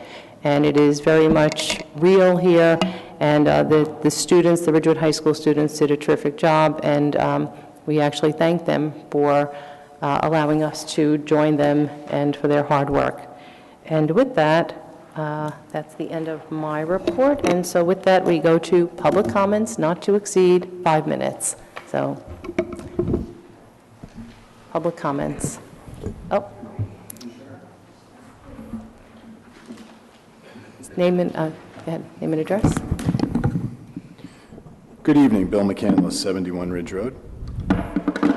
I would encourage the council and the village to embrace Assemblywoman Schlepisi's call to action over the court-forced overdevelopment, and she has been quite vocal on Facebook. her drive is new to me, and through the pleasures of social media, I have been exposed to her work. On June 15th at BCC, she's holding an open meeting. She's looking for assistance, and I hope the village can. I hope the village can really join her push here. Really disappointing to hear the FAC continue to push for higher fees on residents. I'm just not quite sure if anyone understands that fees are quite high enough. Sir, could you pull the microphone closer to your mouth, please? Thank you. I'm not sure if the FAC is aware that the fees are high enough in this town. And I don't think we need to add more, be they ambulatory fees or charging for oxygen or other odd items that we heard pop up tonight. And I think most troubling is a cost recovery model, which is self-sufficient. Add more fees, add more staff, add more fees, add more staff. It goes on and on and on. Very troubling. Also very troubling to see third in their list of priorities that competition with other villages is the lowest item. Our taxes are out of control. Our fees are out of control. We're at a competitive disadvantage as it exists. Why in the world are you increasing fees? Why is this even part of the discussion? And it brings me to a larger point. And you'll excuse me while I consult a note, because I wanted to make sure that I said this clearly. As the council moves ahead on plans and priorities, working towards a more accountable village government should remain a primary goal. To ensure taxpayers are served best, only elected officials and paid village hall employees should be setting the village's fiscal direction. To this end, we have a CFO and village manager, leaders with goals who are held accountable by the council. They should make sure their staffs are strong and prepared for the dynamic and uncontrollable forces of state law and economics that act on us all. While the idea of the village council having assistance on financial matters is right, those roles should be filled in Village Hall with accountability to taxpayers. Charge the CFO and village manager with having the staff who can fill this expert advisory role. Devising the fiscal path of the village is the core to the village council's mission and central for the reason that Village Hall exists. Our tax burden is growing each year. Tonight we heard an advocacy for more of it. Our school budgets are up over 25% in under 10 years. Endless growth of parking fees. Village budgets expand annually. Elected officials are held accountable for their role in guiding all of that and our fiscal future, and stand for re-election based on those results. Let's build a better Village Hall staff to properly lead and tend to the fiscal needs and hold that staff accountable to meet goals. Now, I have spoken before about Garber Square. Garber Square is broken. This is a fact. It is indisputable. I was disappointed tonight to not hear any questions from council about adding more cars to Garber Square. It's a single exit. It is broken at our peak traffic periods. Maximum flow, maximum cars in and out. It is broken. Nothing was addressed in tonight's discussion about those parking places that spoke to that. Nothing. And so we will now have more cars coming in and out of the train station than we had before, with nothing done at that intersection to help the traffic there. We are going to add hundreds of homes, residences, and apartments through high-density housing a few hundred feet away. Something has to be done at Garber Square. I realize if Chris was here, he would be saying in the back, but it's a county road. I understand it's a county road. So we need to get on this, and we need to make it a priority. We're going to have a problem there long before we have a problem in the Franklin Avenue corridor. And it's a problem every day. It's been so for years.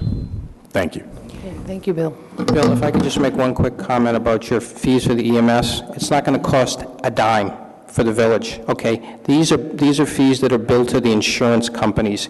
We're undercharging the insurance companies, so it's not going to cost you anything. None of the village is going to, it's going to cost a dime.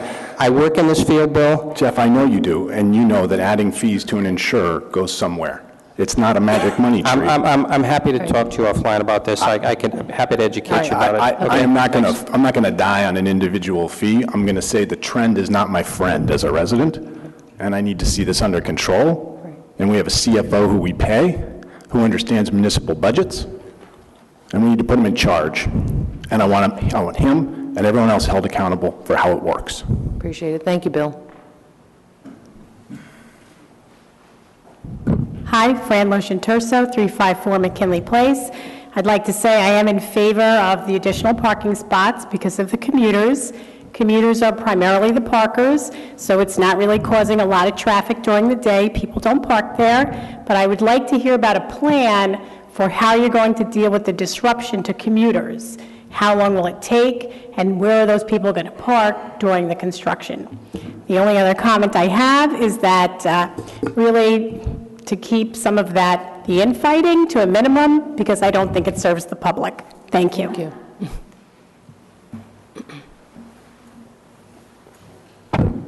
Good evening, Saurabh Dani, 390 Bedford Road in Ridgewood.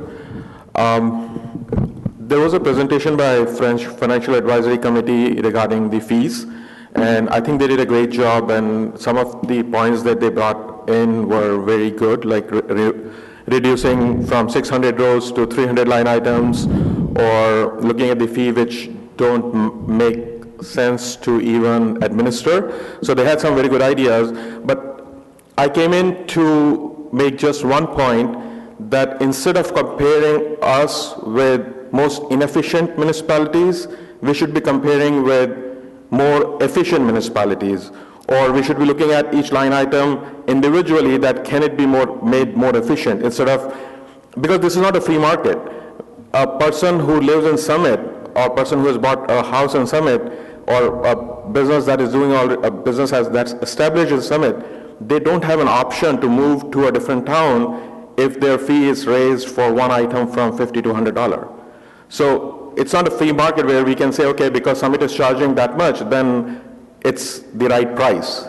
You can determine the right price if it's a free market and consumers are willing to pay to other people. So we should not be comparing. The same thing happened a year and a half ago when building departments' fees were increased, and we were comparing with Princeton or Summit or faraway town, and Councilwoman Knudsen at that time asked that why were we not comparing with nearby towns, or so we should probably not be comparing with towns that are charging more and can get away with that, because that may just show that they are more inefficient. So we should probably be looking at more efficiencies. How can we charge less and still be not at loss? So we are not a profit-making organization. So that was the point that I wanted to raise, and I think Bill raised something similar on that. The second point, I just wanted to clarify that nobody called me here, nobody texted me to come here, and I came here because I watched the meeting on YouTube, and I saw that, and I wanted to make a comment. And then when I came here, I didn't want to bring this up, but since Councilman White brought up about emails, one of the emails that we have received from Oprah request, which is a public record now because it was provided as part of Oprah, he writes, we have a group of residents who sit in the back of Village Hall at council meetings. You know what, I'm going to call a point of order. Hang on. Is this, yeah, It's a public record. yeah, so, let me. That's fine, we'll post, when Councilman White posts our Oprah on Facebook, we'll post it on Facebook to reply, but that will clarify why we have requested Oprah for those emails. Thank you. That's fine, absolutely.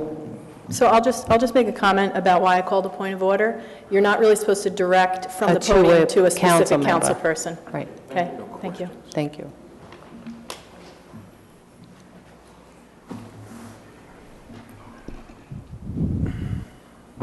Good evening, Boyd Loving, 342 South Irving Street. There is a misconception in this village that many people move to the village, and they move to the village strictly because of the educational opportunities offered to the children. That's not the case. Many people move and stay in the village even after their children leave because of the services that are offered. Now, if we're going to start nickel and diming for every single service that's offered, you're going to have a tremendous backlash. May I remind you that it was the Financial Advisory Committee that advised you to jack the parking rate up to $1,000. Look at what happened when you did that. Now we're talking about the possibility of charging for oxygen, even though the insurers may be paying for that, as Bill said. Who pays for that in the end? We pay for it in the end. The next thing you know, you're going to be charging from the fire department to put out fires, the police department to come and investigate a burglary at your house. This has got to stop. This is absolutely absurd. These services are built into the tax base. If something needs to be done, let the professionals here figure out how to do it. Let us not start tacking fees on bit by bit for everything that happens in the village. I'm absolutely disappointed with you all with respect to this parking garage. $900,000 was added overnight. $900,000 just for a design change. And it appears as though there are more design changes coming. Who knows what it's going to cost to move the entrance, if you move the entrance back to the access road. $900,000 is a lot of money. If we talk about a 240-space garage, it jacks the rate up from $33,000 a space to $37,000 a space. But we have to remember that there are probably already 100 surface spaces there now. So you're just talking about adding 140 spaces, and you're already spending another $900,000 to do it. If I remember this whole thing correctly, the objection to the larger garage was the size and the footprint. Nobody said anything about the design. It was the size and the footprint. Did you get any feedback on the design that you previously showed that caused you to go and make a $900,000 change? It is a parking garage. It is going to look like a parking garage regardless of how you try to disguise it. If we add yet another $900,000 on top of this, you're never going to pay for the thing. We're already talking about the possibility of increasing parking from 9 o'clock in the morning until 9 o'clock at night. You know what happened when you did that the last time. The restaurants went crazy. You're not going to be able to pay for this without really affecting businesses and the taxpayers seriously. So please, remember that this is a parking garage, and let us not try to disguise it as the Taj Mahal and keep increasing cost. This is getting out of control, absolutely out of control, and you need to put the brakes on it very quickly. Thank you. Thank you.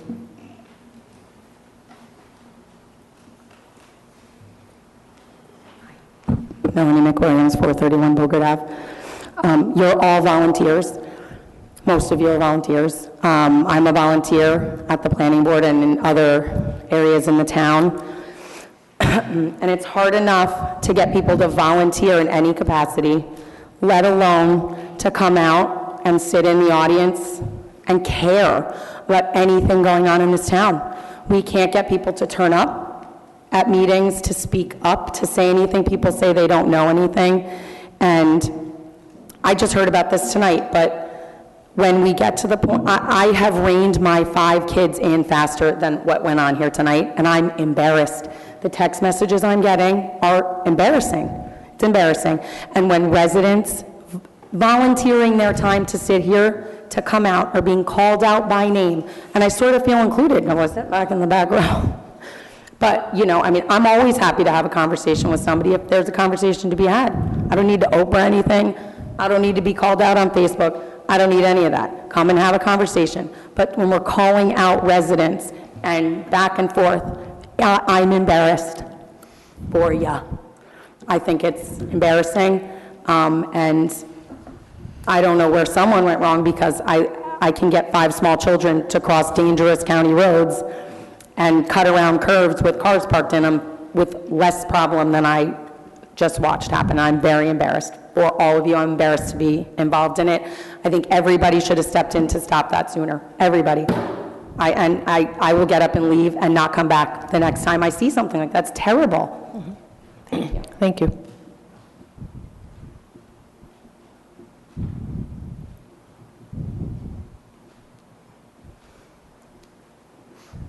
Good Good evening, Ann Loving, 342 South Irving Street. I wanted to make a suggestion that when presentations are being put up on the screen, you have some sort of font minimum, because we cannot see, we cannot read what's written. So if you could, like, maybe fool around with it and figure out which font is visible, you know, from all parts of the room. The back of the room is a nice place to sit because the air conditioning vents don't hit your shoulders. That's why a lot of people sit in the back. I would also like to point out that a member of the public, when a point of order was called, immediately respected it, stopped speaking, and the reason for the point of order was nicely and kindly explained. Whereas an elected official, when a point of order was called not once but twice, continued to be, you know, to speak over it, even when the village attorney explained that that is not protocol. What a joke. Thank you. Thank you.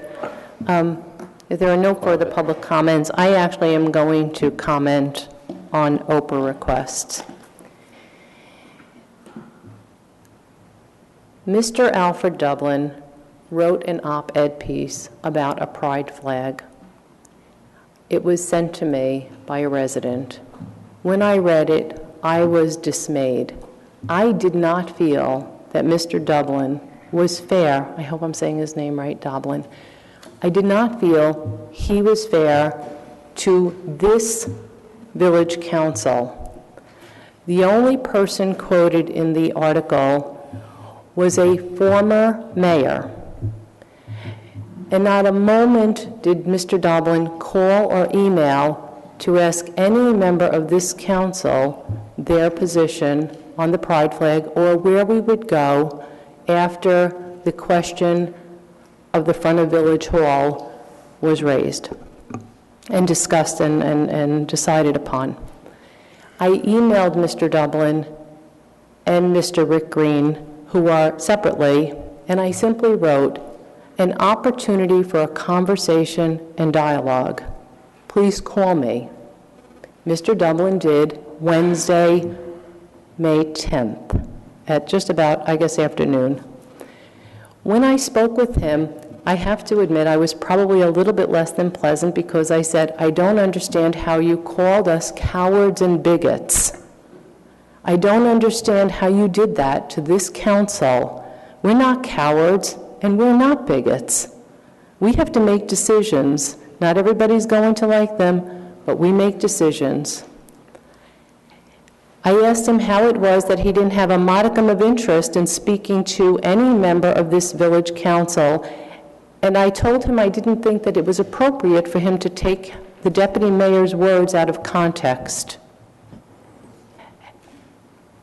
When I spoke with him, he said the only time, and the reason I asked him, I said at the time, had you just simply picked up the phone, I would have told you Van Ness was, an option. And he said, you didn't bring that up until Monday late afternoon after my op-ed piece ran. And I said, no, that's not true. I emailed that Thursday morning, May 4th. I remember because it's May the 4th be with you. And it was at 10:39 a.m. I knew exactly, and I said, he argued almost with me. He was argumentative, and I said, no, let me go and check my computer. And I went to my computer, I pulled up the email, I redacted out specifics, personal information, and I sent it to him, and I said, it's right in front of me, here's the email. During that time, he said, no, you don't have that email because I've been talking to your council colleague, Councilman Voigt. He forwarded me your emails. This is actually before I sent it and found it.